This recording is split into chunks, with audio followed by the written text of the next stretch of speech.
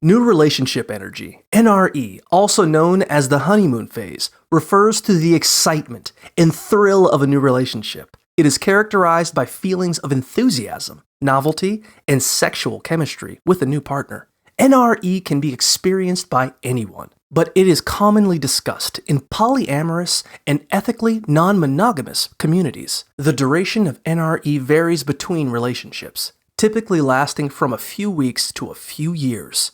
During this phase, brain chemistry changes, with increased levels of dopamine and oxytocin leading to feelings of euphoria and intense attraction. NRE can result in prioritizing the new partner and neglecting other relationships. But it does not necessarily mean the end of passion or love in existing relationships. It is important to remember that NRE is temporary, and as it fades, partners will gain a clearer understanding of each other's strengths and flaws.